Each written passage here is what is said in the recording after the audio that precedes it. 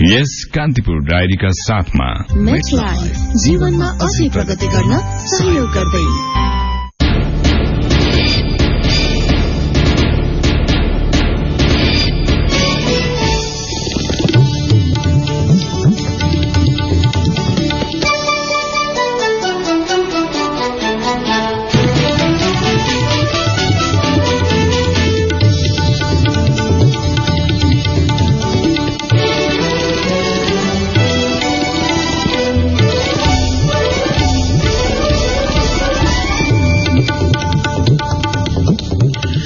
लामो खडेरीले हिउँदे बालीको उत्पादन घटेपछि मध्यपश्चिमका हिमाली र पहाड़ी जिल्लाका अधिकांश गाउँमा उच्च खाद्य संकट। सदरमुकाम स्थित खाद्य गोदाम भरिभराउ भए पनि सर्वसाधारण भने बोकबोकै।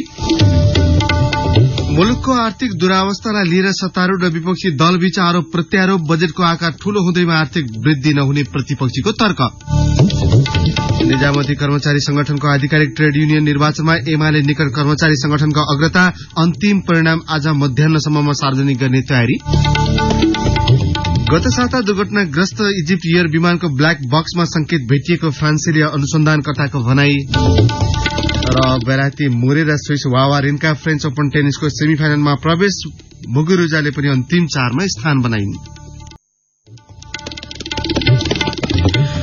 नमस्कार, कान्तिपुर डायरीका साथमा साथी साजना र म अनिल। सुरु गरौं मुख्य प्रसंगबाट। लामो खडेरीले हिउँदे बालीको उत्पादन स्वाट्टै घटेपछि मध्यपश्चिमका उच्च हिमाली र पहाड़ी जिल्ला स्थित दुर्गम गाउँका बासिन्दालाई 2 छाक टार्न पनि धौधौ हुन थालेको छ। खडेरीको सबैभन्दा धेरै मार हुम्ला, मुगु र जाजरकोटका विकट बस्तीहरूमा परेको छ। सदरमुकाम स्थित नेपाल खाद्य संस्थानका चामल गोदामहरू भरिभराउ भए पनि दुर्गमका विपन्न सर्वसाधारण भोकभोकै बस्न बाध्य भएका छन्। लामो खडेरीले हिउँदे बालीको उत्पादन घटेपछि जाजरकोटका रगदा, नायकबाड़ा, भगवती, पजारू, दशेरा, रोकाया गाउँ, रामीडाँडा लगायतका गाउँहरूमा खाद्य संकट चुलिएको छ। लामो खडेरी, असिना, हावाहुरीले गहुँ, जौ, मसुरो, चना लगायत हिउँदे बाली उत्पादन घटेको छ। संस्थानको सदरमुकाम स्थित गोदाममा भने 2200 क्विन्टल चामल मौजात रहेको छ। गाउँका 4 डिपो मार्फत नियमित चामल वितरण नहुँदा दुर्गम गाउँमा खाद्य अभाव भएको हो। घाट डिपोबाट 1000 र चौखा डिपोबाट 1100 क्विन्टल चामल वितरण भए पनि अभाव उस्तै भएको स्थानीय वीरबहादुर मल्लले बताउनुभयो। दुर्गम गाउँमा चामलको माग बढ़ेको शाखा प्रमुख धर्मबहादुर बस्नेतले बताउनु भएको छ। जाजरकोटमा 17000 हेक्टर खेतीयोग्य जमीन मध्ये 13000 हेक्टरमा उत्पादन नगण्य रह्यो। हिउँदे बालीको मौसममा 22000 मेट्रिक टन अन्न उत्पादन घटेको वरिष्ठ कृषि विकास अधिकृत चित्रबहादुर रोकायाले बताउनु भएको छ।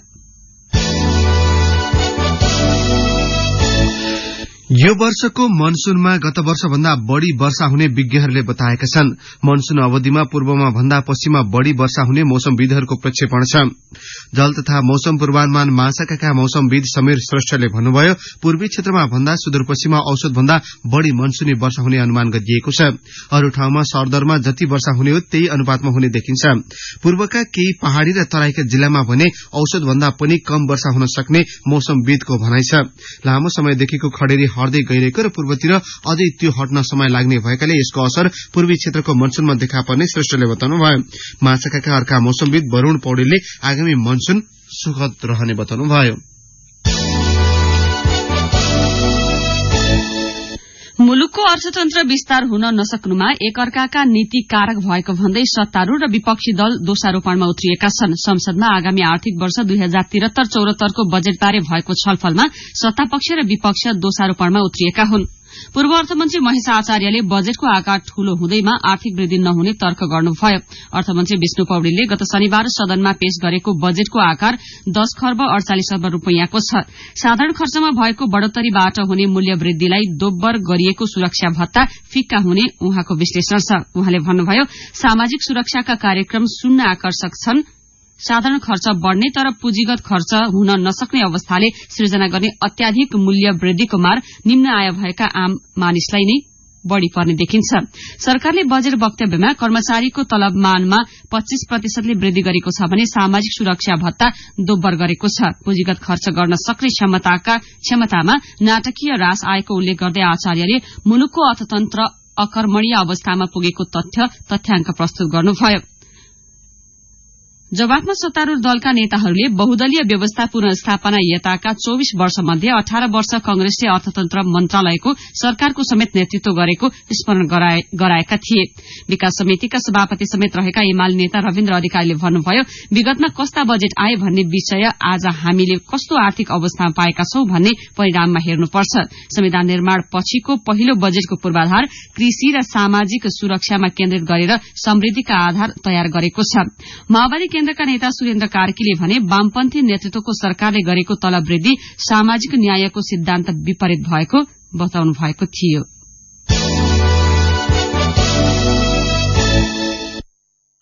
आगामी आर्थिक वर्षका लागि सरकारले शिक्षा क्षेत्रमा बजेटको प्रतिशत घटाएको भन्दै सरकारवालाले विरोध गरेका छन्। राजधानीमा हिजो भएको कार्यक्रममा उनीहरूले अन्तर्राष्ट्रिय मापदण्ड अनुसार शिक्षा क्षेत्रमा कुल बजेटको 20% छुट्याउनु पर्ने भए पनि वर्षेनी बजेटको आकार भने घट्दै गएको भन्दै विरोध जनाएका छन्। सरकारले शिक्षा क्षेत्रमा 1 खर्ब 18 अर्ब 21 करोड़ रकम विनियोजन गरेको छ।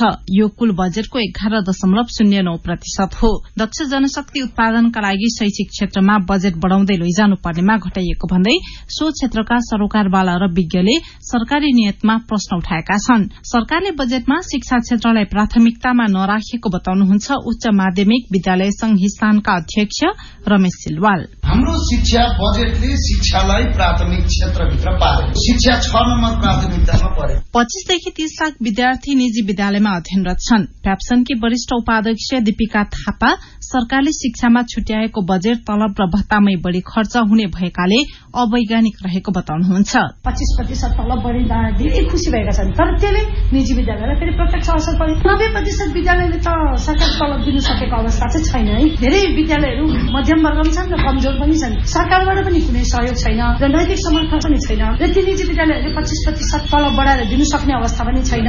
यो बजेट हेर्दा ठूलो छ, तर यो धेरै तलबमै खर्च हुने हो कि शिक्षाको अनुभव गरेको छु। बजेटलाई चाहिँ अवैज्ञानिक भन्छु। विद्यालयमा बालबालिकाको पहुँच विस्तार गर्न, अध्ययन अध्यापनको गुणस्तर सुधार्न र व्यवस्थापकीय संरचनालाई जवाफदेही, पारदर्शी र सुदृढ़ बनाउन विद्यालय क्षेत्र विकास कार्यक्रम ल्याइएको छ। शिक्षाविद विष्णु कार्की बजेट घटे पनि कार्यान्वयन पक्षलाई सबल बनाउनु पर्ने बताउनुहुन्छ। घट्दा घट्दै अब 11% मा आइसक्यो, तर सँगसँगै अर्को रियालिटी पनि छ। त्यही 12% पनि लास्ट इयर थियो। त्यही 12% पनि हामीले कति खर्च गर्यौं? टोटल बजेटकै जम्मा 85% 86% खर्च भइरहेछ। यो टोटल बजेटको 86 हुँदाखेरि शिक्षाको त अझ कम छ, तर यो भन्दा बढ़ी हामीले खर्च गर्न सकिरहेको छैनौं र त्यो पनि यदि हामीले शिक्षाको तलब भत्ता सुविधा नबाड्ने हो भने त्यो पनि हुँदैन खर्च। यता शिक्षा मन्त्रालयका प्रवक्ता हरि रम्साल मुलुकको अवस्थाका कारण शिक्षालाई प्राथमिकतामा राख्न नसकेको बताउनुहुन्छ। यद्यपि शिक्षा क्षेत्रमा विनियोजित बजेट कार्यान्वयन गर्न सके पर्याप्त हुने उहाँको भनाइ छ। अन्तर्राष्ट्रिय मापदण्डहरू एउटा नर्मल सिचुएसनमा लागू हुन्छन् भन्ने हुन्छ। विगत 10 वर्षको तुलना हेर्ने हो भने बजेट चाहिँ यति धेरै शिक्षामा बढेको छ कि तर रिजल्ट बढ्न सकेको छैन। दोष के सरकारको मात्रै हो त? सबै लाग्नु पर्यो त्यसमा। साउथ एसियन मुलुकका 8-10वटा कन्ट्रीहरूको यो रिजनमा नेट इनरोलमेन्ट रेटको ट्रेन्ड हेरौं, सर्भाइभल रेटको ट्रेन्ड हेरौं, विगत 10 वर्षको नेपाल चाहिँ कहाँ रहेछ मैले बोल्नै पर्दैन, किनभने एनुअल छुट्याएको बजेटले ल्याउने प्रगति पनि त्यो हो। सरकारले शिक्षा क्षेत्रमा सबैभन्दा धेरै बजेट आर्थिक वर्ष 2068-69 मा छुट्याएको थियो। 5 वर्षको अवधिमा शिक्षा क्षेत्रको बजेट 5% घटिसकेको छ। समग्र शिक्षा क्षेत्रको विकासका लागि बजेट बढ़ाएर दक्ष जनशक्ति उत्पादन गरे मात्र मुलुकको समृद्धिका लागि टेवा पुग्नेछ। रेडियो कान्तिपुरका लागि पार्वता चौधरी, काठमाडौँ।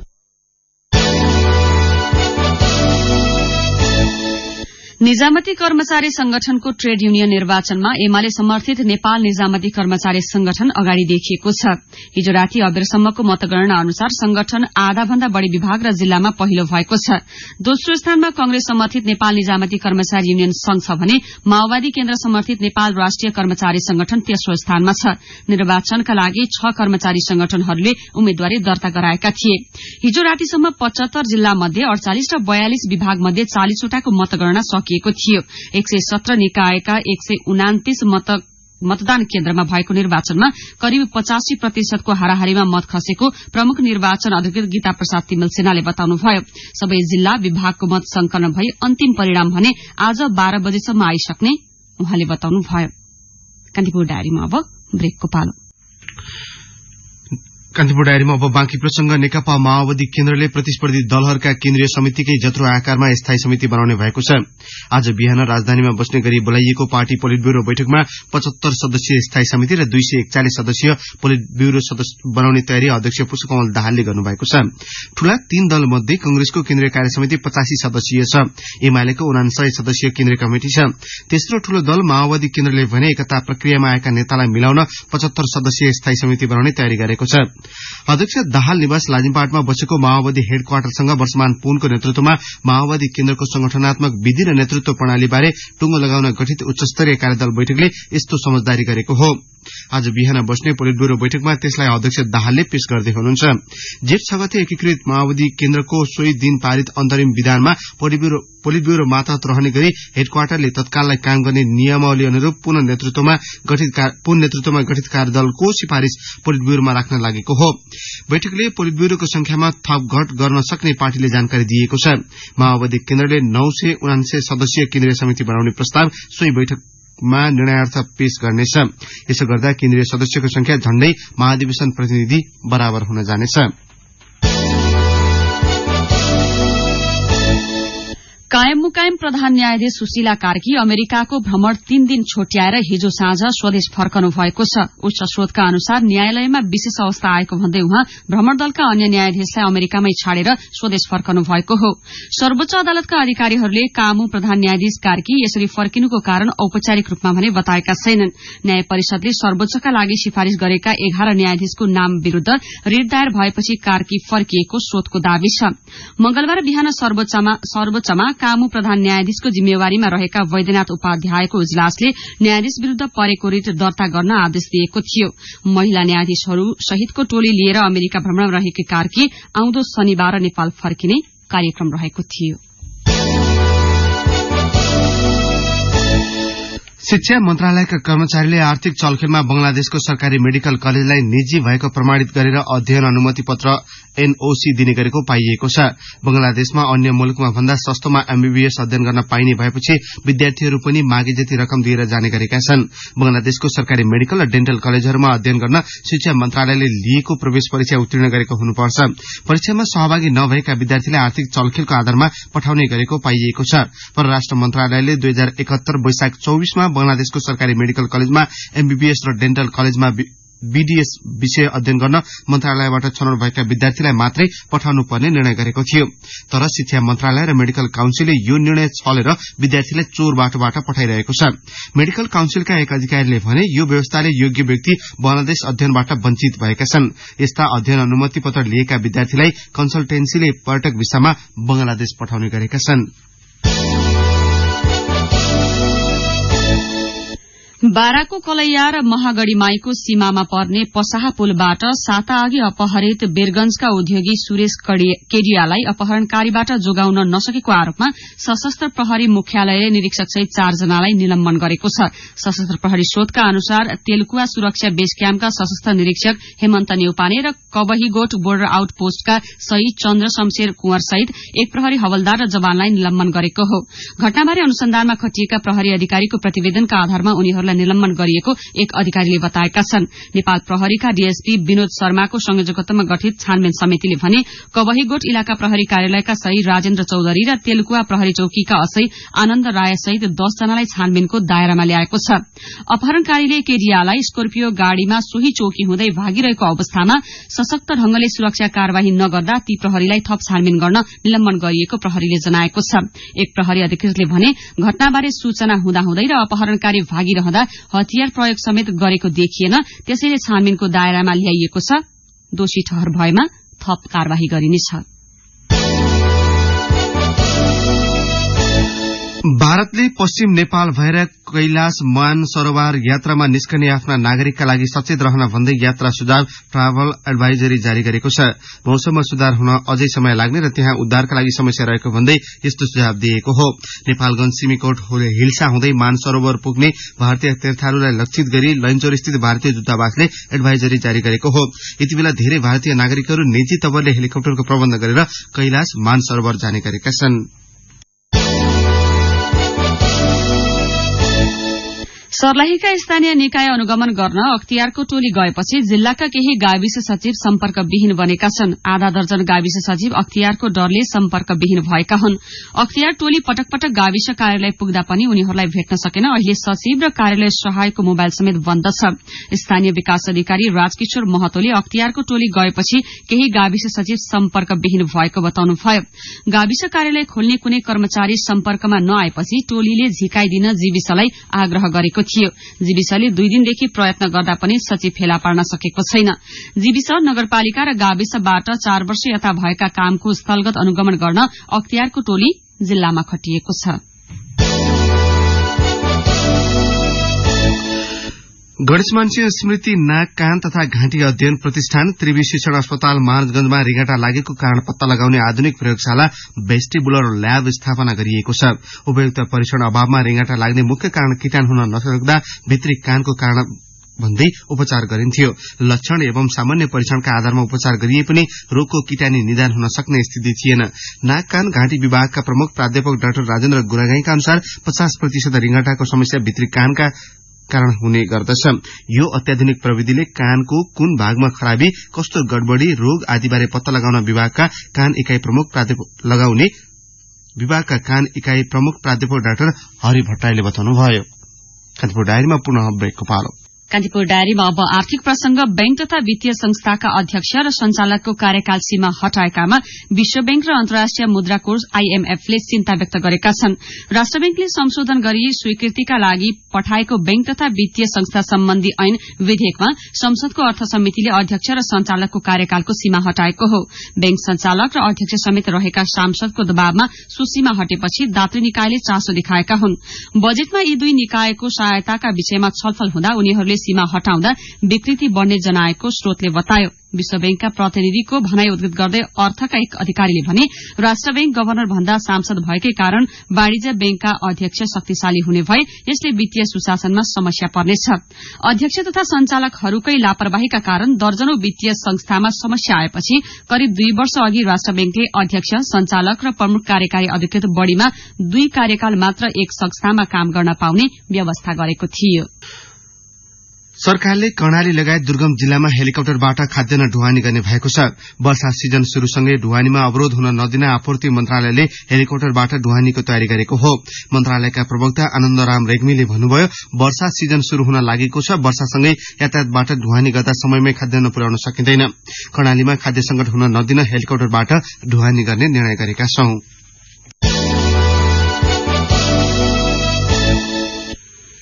कान्तिपुर डायरीमा अब अन्तर्राष्ट्रिय प्रसंग। गत महिना दुर्घटना भएको इजिप्ट एयर विमानको एक ब्ल्याक बक्सबाट संकेतहरू प्राप्त भएको फ्रान्सेली अनुसन्धानदाताले बताएका छन्। भूमध्य सागरमा ब्ल्याक बक्स खोजीमा खटिएको फ्रान्सेली जहाजले त्यस्तो संकेत पाएको हो। गत मे 10 मा एयरबस A320 खस्दा कुल 66 जना सवार थिए। विमान पेरिसबाट कायरोतर्फ गइरहेको थियो। कुनै आपतकालीन संकेत बिनै विमान ग्रीस र इजिप्टको राडारबाट हराएको थियो।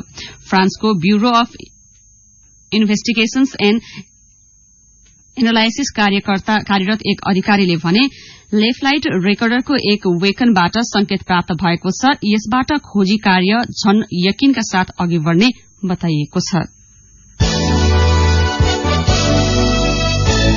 कान्तिपुर डायरीमा अब खेल प्रसंग। फिफाको निर्देशन कार्यान्वयन गर्दै अखिल नेपाल फुटबल संघ एन्फाले निलम्बन गरिएका आफ्ना पदाधिकारीलाई पुनर्बहाली गरेको छ। ललितपुरको साधोबाटो स्थित एन्फा मुख्यालयमा हिजो बसेको कार्यसमिति बैठकले उनीहरूको पुनर्बहाली गरेको हो। तर 3 उपाध्यक्ष र 1 जना केन्द्रीय सदस्यलाई कार्यवाही गर्दै उनीहरूको स्थानमा मनोनित गरेका पदाधिकारीलाई राजीनामा गर्न लगाएर एन्फाले पुनर्बहालीका लागि घुमाउरो शैली रोजेको छ। प्रवक्ताका समेत जिम्मेवारी पाएका एन्फाका कार्यकारी अधिकृत इन्द्रमान तुलाधारले फिफाको निर्देशन कार्यान्वयन गर्दै निलम्बित पदाधिकारीको पुनर्बहाली गरिएको बताए।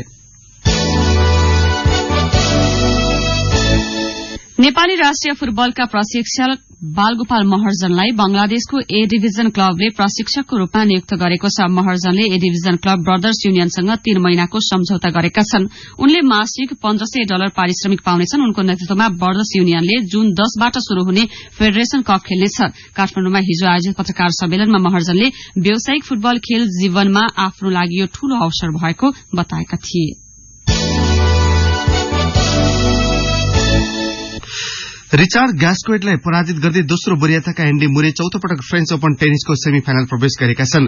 पेरिसको रोनाल्ड गारोसमा गैराती भएको खेलको पहिलो सेट 5-7 ले गुमाए पनि बाँकी सेटमा उत्कृष्ट पुनरावलोकन गर्दै मुरेले अघिल्लो चरणको यात्रा तय गरेका हुन्। बाँकी सेट उनले 7-6, 6-0 र 6-2 ले आफ्नो पक्षमा पारे। सेमिफाइनलमा उनको भेट स्विजरल्याण्डका स्टानिस्लस वावारिन्कासँग हुनेछ। गैराती नै भएको अर्को खेलमा वावारिन्काले स्पेनका अल्बर्ट रामोसलाई 6-2, 6-1 र 7-6 को सेटले पराजित गर्दै अन्तिम 4 मा स्थान पक्का गरे। महिला एकलतर्फ भने स्पेनकी गार्बिन मुगुरुजा र अस्ट्रेलियाकी सामान्था स्थोसले अन्तिम 4 मा स्थान बनाएका छन्। चौथो वरियताकी मुगुरुजाले अमेरिकी सेल्ली रोगसलाई 7-5 र 6-3 ले पराजित गर्दै लगातार अन्तिम 4 मा स्थान बनाइन्। यस्तै 21औं वरियताकी स्थोसले बुल्गेरियाकी स्वेताना पिरोन्कोभालाई 6-4 र 7-6 ले पराजित गरिन्। अब मौसम सम्बन्धी जानकारी। पूर्वी, मध्य र पश्चिमी पहाड़ी भेगमा आज आंशिक बदली भई क्षणिक वर्षा समेत हुन सक्ने जल तथा मौसम पूर्वानुमान महाशाखाले जनाएको छ। बाँकी भेगको मौसम सामान्यतः सफा रहनेछ। केही बेर अघि 19 डिग्री सेल्सियस मापन गरिएको काठमाडौँ उपत्यकाको अधिकतम तापक्रम आज 28 डिग्रीसम्म पुग्न सक्ने महाशाखाको अनुमान छ। सूर्योदय बिहान 5 बजेर 8 मिनटमा भयो भने सूर्यास्त भरे साँझ 6 बजेर 56 मिनटमा हुनेछ। प्रसंगसहित कान्तिपुर डायरीको यो बुलेटिन यही सकिन्छ। अहिले केही बेरमा प्रसारण हुने हाम्रो नियमित कार्यक्रम द हेडलाइनर्समा आज हामी नेपाली कंग्रेसका वरिष्ठ नेता रामचन्द्र पौडेलसँग कुराकानी गर्दैछौं। सुन्ने प्रयास गर्नुहोला। अहिलेलाई भने कान्तिपुर डायरीबाट साथी साजना र म अनिल विदा माग्छौं। नमस्कार।